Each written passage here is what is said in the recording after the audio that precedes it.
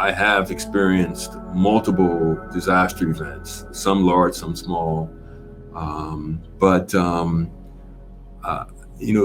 I know I've said multiple times throughout last year, well, we've never done this before. But you try to focus on the fact that this is about helping the American people. And this is what FEMA does. We're there to help the American people, whether it's a hurricane, whether it's an earthquake, or whether it's a pandemic. Meals are just one of the supplies that FEMA can provide during a disaster. FEMAs, the Logistics Supply Chain Management System, provides the tools to monitor stockpiles, track, ship, and deliver supplies for survivors. FEMAs is absolutely critical to the logistics system. Any large logistics operation obviously needs a supply chain management system. During Katrina, we didn't have a supply chain system, so everything was done with spreadsheets and everything was done manually. After Katrina, with the post-Katrina Emergency Management Reform Act, Congress mandated that we have a supply chain, that we automate the supply chain. It's able to see all the nodes where our capabilities and our commodities are, and think of big areas where trailer transfer takes place with trucks coming in, dropping trailers and handing them off to other people. It's airports of debarkation and embarkation, seaports of debarkation and embarkation, and FEMAs lets us see inside those nodes, know where things are, and make intelligent decisions about what should move where next to take care of the most pressing need at the time.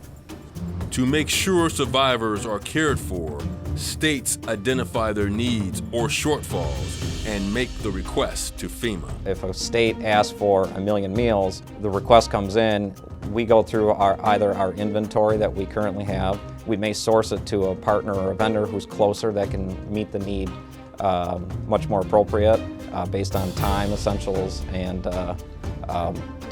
just the uniqueness of the event itself. We can't get it to them unless we have a system that disciplines our approach to ordering, finding a particular resource, and moving it from where it is to where it needs to be. It has a very direct impact to disaster survivors, and we wouldn't be able to take care of them if we didn't have the system that allows us to make the best decisions and to marshal all the resources that enable the movement of capabilities and supplies to the point of need. Hi, I'm Keith Williams. I am the Deputy Division Director for Logistics Systems Division at the Federal Emergency Management Agency. Today I would like to talk a little bit about FEMA and our partnership with Manhattan Associates and their solution that we affectionately call the Logistics Supply Chain Management System Cloud. Primarily, I work in the Logistics Management Directorate when I have what we call our blue skies. But when it's an event or a disaster, I work in the National Response Coordination Center, which is FEMA's essentially kind of a command and control center where we monitor and manage disaster events. And so when I'm down there, I'm the operational support group supervisor. And, we see a lot of different types of events, from hurricanes to tornadoes to earthquakes. And last year we saw an event that was probably once in 100 years type of event. For those who do not know what FEMA does, FEMA comes in probably on a disaster survivor's worst day of their life when they've potentially have lost their home or other property, and FEMA comes in to provide some immediate assistance, what we call response, to provide life-sustaining commodities such as food and water. But FEMA also has a lot of other activities that occur as part of recovery to help people rebuild, grants, and all kind of things that support disaster response and recovery. So for someone that's never heard of FEMA, we probably are there on a person's worst day. And that's kind of why the mission in FEMA is so unique. Working in the Logistics Management Directorate of FEMA, because FEMA has obviously many other sections and directorates, But from the logistics management directorate perspective, logistics perspective, we're trying to make sure that we provide the right commodities to the right place at the right time, because that's important. It does a disaster survivor no good if the meals and water were supposed to be shipped to Louisiana, but unfortunately they went to Mississippi by a mistake. So there's a lot of things that go into, a lot of tracking and a lot of effort that goes into making sure that we ship the right commodities to the right place at the right time. In disaster response, there are some events that are known. When you look at it from the perspective of what's known and what's unknown. So hurricanes, typically, they're coming. You have some idea based off of input from NOAA and the Hurricane Prediction Center. You have some idea of where it potentially could impact, and that gives you the ability to logistically plan where to put commodities, to pre-stage them, because the idea is to have them as close as possible, but not impacted by the event, to be able to respond quickly. However, there are other events, tornadoes, and I think earthquakes are probably the one that is most unpredictable. It just kind of happens. And so in a situation like that, you're kind of starting at scratch. Earthquake hits it in a particular location. So now you've got to find where you can get commodities from and get them to the place of impact and the place of need. We do a lot of planning in FEMA so that we have markers that we can put down and say, okay, well, for an event like this, we're going to send this amount as a start to the event and the start to the response. But it can be difficult sometimes because you just have no idea. And then availability, what may be needed for a particular event. A hurricane event, obviously, meals and water for sustainment, cots, blankets, but you may have a need for plastic sheeting for roofs or tarps, and then the availability of those items and how much you may need could be a limiting factor at times. Each disaster is unique. No matter what experience that you may have, I've been with FEMA for 11 years, and I've seen many hurricanes. I've seen earthquakes, Superstorm Sandy, Hurricane Isaac, of course in 2017 with hurricanes Harvey, Irma, Maria, which we thought at that point was historic and would never, probably never see something like that again. But each one can be very unique, and even though you have the experience with them, each event brings something that may be different that you necessarily didn't plan for or didn't realize could occur. One of the unique things about FEMA is that we typically are brought in because we have experience with coordinating the federal response. That's kind of what we do. And so what experience that FEMA may not have, there may be other federal agencies, whether it's in this case with the COVID and the pandemic. Obviously, the Department of Health and Human Services was the lead agency and has the technical expertise for medical and those things. But we bring in all other federal agencies, whether it is Defense Logistics Agency, General Service Administration, it's all different types. So what we may lack as far as internal experience within FEMA, we use our strategic partners and our federal government partners to leverage their experience and their knowledge. Pandemics, as I never even thought I would experience a pandemic in my lifetime. And we've had, smaller events like Ebola and some others, but mentally, I never thought something like this was possible. But what was unique about this is how quickly things happened, in my opinion. We started some support of this event in the February timeframe of 2020. And by March, we had a presidential declaration for a nationwide emergency, which is something that I had never seen. Soon after that, we had major declarations for all 50 states I recall seeing the list of all 50 declarations and territorial declarations listed on the wall, and it was just something we had never seen. Typically, you have a few states, and essentially what I mean by presidential declaration, each state is given a declaration based on an event that happens. And typically during normal disasters, you may 2 or 3 states if it's a large event, but to see all 50 states and territories was just really made this event unique. Supporting that, there were going to be challenges to do that. One of the first things that I'm sure everyone can relate to is the need for the personal protection equipment.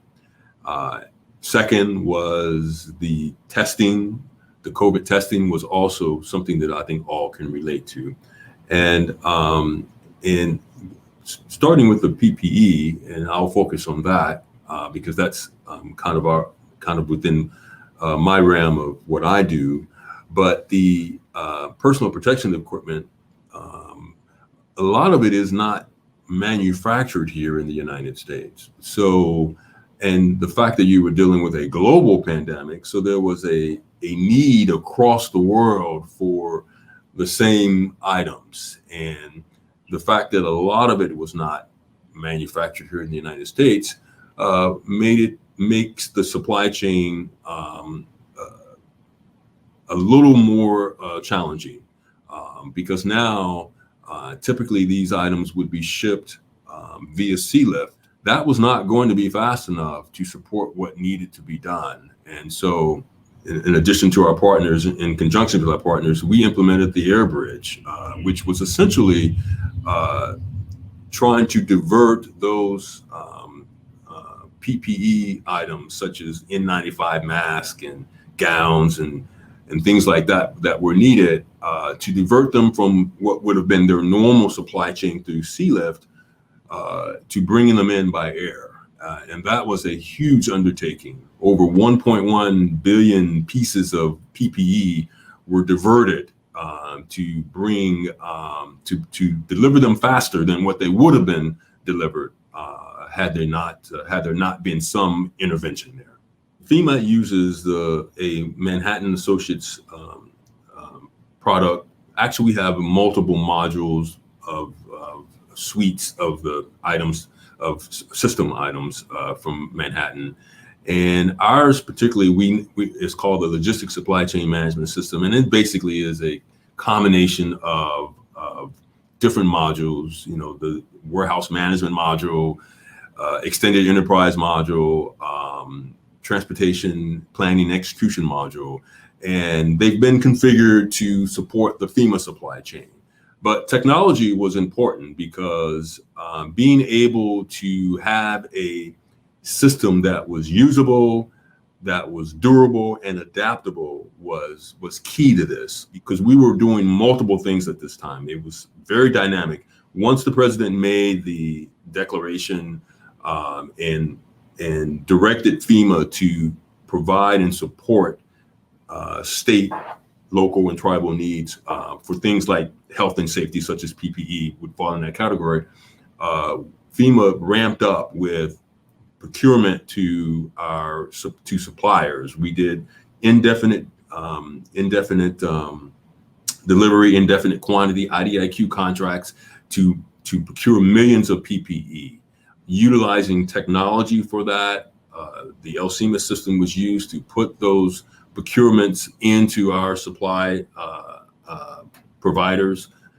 So technology played a key role. And then even outside of FEMAs, the technology with data analytics, we had a fabulous data analyst team down in the National Response Coordination Center, because we needed to know, once we did have PPE come in that was available, where is the most need that we can send that PPE to. So technology played a very key role in this event. Previously, our FEMA system was hosted on premise within FEMA. And a few years ago, we migrated to an AWS GovCloud the cloud has been a game changer, in my opinion, because a couple of things that stand out to me is when you want to upgrade. In previous times, it was an effort. It was a many months effort to make that that update, that upgrade. But now, after being in the cloud, and we've been in the cloud since 2019, it has been making changes like that almost appear. And I know there's a lot of work that goes behind the scenes. It almost seems seamless, and it is clearly transparent to the user, because they just, the next day they log in, the changes are implemented. Our monthly or periodic patching, security patching that all systems have to go through. In past times, though, that would be an outage for us. We would be out for however long that would be. But after being in the cloud and the what they call availability zones, where you can take one availability zone down, do the patching, bring up and do the patching, users are then using the other availability zone, and then you take that one down and users will switch to the other. So it has become very seamless, and data recovery, and it's just all kinds of things that I think that are going to benefit us going forward. And the goal is to optimize what we can optimize in the cloud. I think the access to the system, which is always important, because with FEMA, we have distribution centers that are in different geographical locations. We have a distribution center in Guam, we have a distribution center in Hawaii, and we have a distribution center in Caribbean. So we have individuals that are trying to access the system at all different times of the day. So availability is very important. The aesthetic, the using of the system has changed over the years, and it is very user friendly. It is easy to navigate, and those things I think are important. It means that we're able to be more up to date with where we were. Where in past times, we went from 2011 to 2016. That's a big difference in time. But now I think our upgrades and our updates will be much faster, since we're on a platform that allows us in the cloud. And I just think the cloud has been a game changer for FEMA. And I think people would say that having more access to the system has been a benefit. We're always looking to improve the system. We get a lot of requests from our users, and at first you think, well, is that a good or a bad thing? But it's a good thing, because users are accepting the system. They're navigating, and they're making recommendations as to what will make their job easier or better. And so we get a lot of functional requests for changes to supplement our business processes and to support the mission. And I'd have to say that the team has been outstanding when it comes to working with us with these new requirements and letting us know what is or what isn't possible, or have you considered this? One of the things I did want to make sure that I highlight here today was that several of the team that we communicate and coordinate with daily probably know FEMA's business processes as well as FEMA does. And that's important, because when there is a need for a change, for instance, when we were in the pandemic and things were changing, it wasn't our business model per se, and we needed to make some system updates or changes. It was easy, because they understood what we normally do and then why this was different. But that relationship has been important. You have a very diverse customer base, and we feel like we take advantage of that, because the members of the government team that coordinate with us, they help us to understand what maybe industry standards are, what industry practices are. So we kind of benefit from that. FEMA's unique mission is so unique that we're there when an individual has potentially their worst day, a solution that is being utilized to primarily maintain the FEMA supply chain is being used to make someone's day better. The LCMS cloud system that we use is key to that, to getting those products, commodities, generators, whatever it may be, to the point of need, and they should take pride in that. It's about the end result, and that's helping the American people. So I would say that I've learned that FEMA is adaptable, and we care about trying to make a difference in what has been a unique and historic event. We do what we can do to support the event and to make things better for the American people.